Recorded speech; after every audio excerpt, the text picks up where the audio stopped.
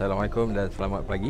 Saya Ikhwan Zaini bin Mak Desa daripada Sungai Petani Kedah. So bila datangnya SIM kad Allo-Telco ni, saya cuba daftar dulu. Saya daftar dulu. Saya tak ada fikir nak buat ke tak nak buat. Saya daftar dulu. Saya jadi pengguna. Bulan pertama tu saya test, saya top up dengan package. Memang terbaik masa tu. Internet laju, data banyak, tengok movie, tengok apa semua tak ada sangkut, memang best. Saya fikir kenapa saya duduk diam? Kenapa saya tak cuba jadi ejen?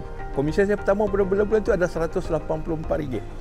Saya rasa wow, ini satu komisen bulan pertama, just daftar orang yang dekat-dekat saja dah dapat RM184. Jadi saya kata ini ada satu peluang bisnes yang bagus. Bisnes santai-santai, tak ada siapa ganggu, HQ pun tak ganggu. Buatlah macam mana cara kita nak buat.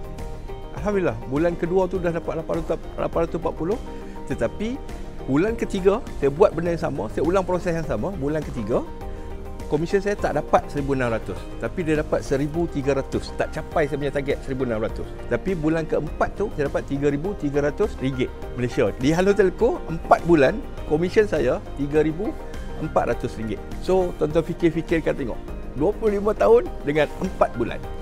Jadi sampai sekarang saya masih maintain lagi bersama Allo-Telco, dah masuk tahun ke-6. Komisen saya sekarang melebihi RM10,000 sebulan. Kenapa saya buat bisnes Allo-Telco ni full time? Kerana masa. Yang paling penting adalah masa. Saya ada masa untuk pergi solat kat masjid, saya ada masa untuk family. Dulu saya keluar 8 pagi, balik 8 malam.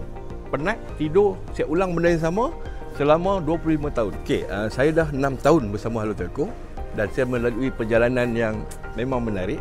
Jadi kalau tuan-tuan yang mana lagi masih tercari-cari peluang bisnes, saya rekomenkan bisnes Allo-Telco, tuan-tuan. Kenapa? Sebab yang pertama, bisnes ni dah tak ada limit time frame. Kalau tuan-tuan usaha lebih, tuan-tuan akan dapat komisen yang tinggi. Sebab di Allo-Telco ni kita tak ada limit tuan-tuan punya income. Jadi saya ajak tuan-tuan join bisnes Allo-Telco ni. Di sini ada peluang yang sangat besar. Kami boleh bantu anda, tunjukkan jalan. Hanya kemahuan yang anda perlu berikan.